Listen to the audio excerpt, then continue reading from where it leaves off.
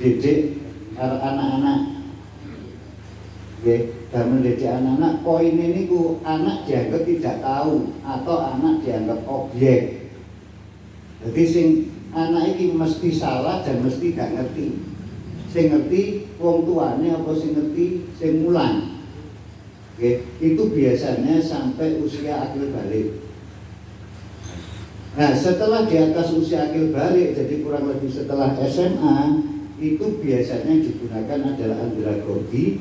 Corone kalau pedagogi lebih banyak menjelaskan, kalau andragogi lebih banyak diskusi, yang memang cara itulah yang digunakan terhadap yang sudah sama-sama dewasa.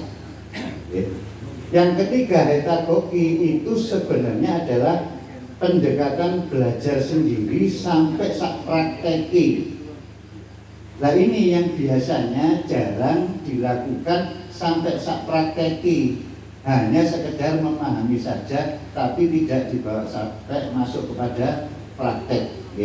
Sehingga jangan lupa nanti kalau panjenengan didik anak-anak panjenengan, jangan melulu atau semata-mata menggunakan pedagogi, anak dianggap gak ngerti, anak dianggap salah, tapi mulailah untuk diajak diskusi. Kemudian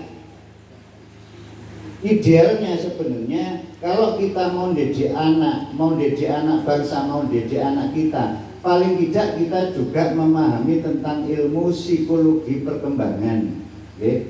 Di antaranya wonten buku niki psikologi perkembangan. Harlock niki sederhana.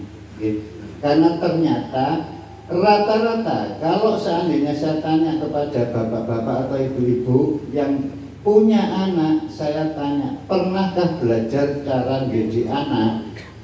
Rata-rata jawabannya apa? Boten ngerti, pokoknya tekan pengalaman tak didik ini. Akhirnya lek bapaknya keras, anaknya dididik. Bapaknya senengane tukaran, anaknya dididik. Bapaknya gak cinta tanah air, anaknya ya dididik. Tidak cinta tanah air. Sama, ya karena tidak ada sebuah proses pembelajaran dulu. Nah, kemudian ketika kita berbicara terkait jati diri bangsa, pendidikan jati diri bangsa, maka saya ingat apa yang disampaikan oleh Kiai Muhammad Muhtar Mukti, sang pemrakarsa, ya. Jika tidak ada cinta tanah air, maka robohlah negara ini. Dan ini satu kebanggaan bagi saya. Makanya ketika saya dikabari panitia, Pak, diminta untuk menyampaikan materi di seminar kebangsaan, saya senang dan saya gembira. Jadwal sing liyane tak kongkon minggu dhisik. Kenapa? Karena ini memang sesuatu yang penting, ya. Nah, terlebih lagi ketika saya ingat apa yang pernah ditulis oleh Jurilina.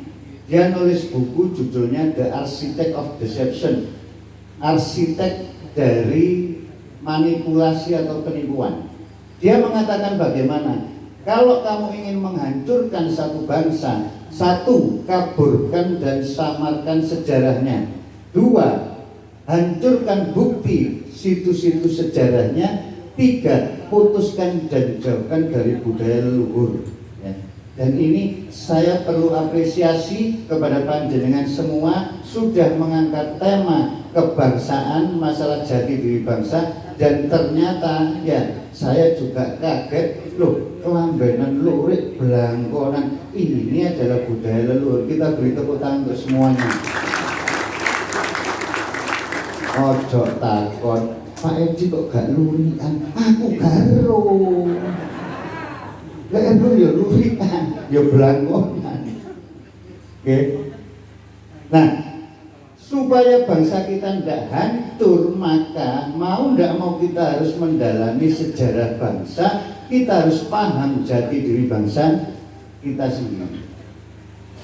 Sekarang ya, ini yang menarik, tapi ini tidak akan saya bahas, hanya sebagai pancingan Anda berpikir. Negara kita Indonesia sering disebut negara terbelakang atau disebut negara dunia ketiga. Makanya Bung Karno tidak mau menyebut kita negara terbelakang, tapi negara berkembang, New Development Country. Ya. Tapi ketika mereka menyebut negara kita itu adalah termasuk negara dunia ketiga, tidak ada yang pernah nanya, lalu yang disebut negara dunia pertama dan negara dunia kedua itu siapa? Betul? Ya. Yang kita tahu karena negara kita sering disebut negara dunia ketiga. Yang disebut negara dunia yang pertama niku Amerika. Sing ngomong ya wong Amerika dewi. Sing disebut negara dunia kedua itu Eropa. Barulah Asia, Afrika, Amerika Latin itu yang disebut negara dunia ketiga atau negara dunia terbelakang. Makanya pada waktu itu Bung Karno mengumpulkan dan membuat yang namanya New Emerging Forces, gerakan Ganevo, ya, Asia, Afrika, Amerika Latin. Nah, pertanyaan lainnya, makanya kenapa kok kita itu perlu sarasean atau diskusi atau seminar. Banyak yang menyebut tentang jati diri bangsa. Tapi kalau ditanya apa itu jati diri bangsa, kira-kira orang sama ini jawabannya macam-macam apa betul? Oh macam-macam Pak. Ya. Tadi Pak Joko sudah menyampaikan di dalam bahasa ya adalah kesadaran beragama dan kesadaran bernegara. Dalam bahasa lain itu adalah manunggalnya keimanan dan kemanusiaan. Ya. Masih juga menjadi pertanyaan. Saya tadi dengar diantaranya ini kan memperingati 20 Mei Hari Kebangkitan Nasional. Pemerintah kita juga menyebut 20 Mei itu adalah Hari Kebangkitan Nasional. Kalau ditelusur sejarahnya, 20 Mei titik awal yang disebut kebangkitan nasional itu sebab apa? Ternyata sebab berdirinya organisasi Budi Utomo. Padahal Budi Utomo itu bukan organisasi nasional, itu organisasi priai daerah Jawa Tengah, sebagian kota saja yang tahu. Apakah bisa sebenarnya disebut kebangkitan nasional? Ya, ini pertanyaan yang bisa didiskusikan. Yang lainnya, 22 Desember hari apa? Hari Ibu. Semuanya menganggap Hari Ibu yang di Indonesia itu sama dengan Mother's Day, Hari Ibu yang di luar negeri, yaitu sebab ibu melahirkan. Setelah ditelusur dalam sejarahnya, ternyata bukan. 22 Desember adalah hari yang disepakatinya sebagai Hari Ibu itu di dalam Kongres Perempuan Indonesia yang kedua. Mereka sepakat untuk mengingatkan generasi selanjutnya bahwa kaum ibu itu juga ikut berjuang di dalam kemerdekaan. Maka disitulah disepakati 22 Desember sebagai Hari Ibu.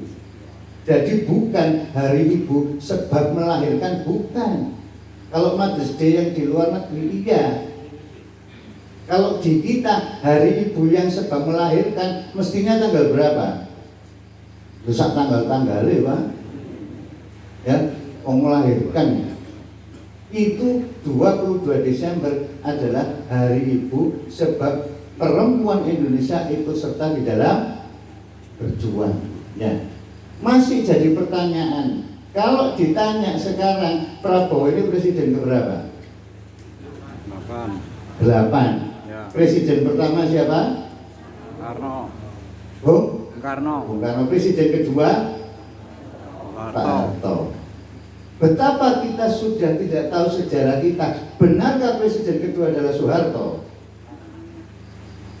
Kalau Anda telusur, pada waktu itu Bung Karno sempat ditangkap oleh Belanda, ya kisaran 1930, maka kepresidenan ini dialihkan dan yang sempat jadi presiden siapa?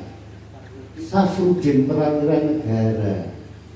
Ini kita tidak boleh ingkari sejarah. Tapi sudah berapa banyak yang kita melupakan itu, bahwa Syafruddin Prawira Negara pernah menjadi presiden yang kedua. Tanpa adanya Syafruddin, ya habis waktu itu negara kita. Ya. Kemudian sebagian masih beredar Pancasila pilar dari 4 pilar. Pilar kali pondasi sami napa mboten? Boten. Lho mulai awal Pancasila itu dasar kok didadekno pilar. Lah kalau jadi pilar dasarnya apa? Ya. Ini sampai sekarang masih ada. Kemudian lagi, benarkah Pancasila lahir di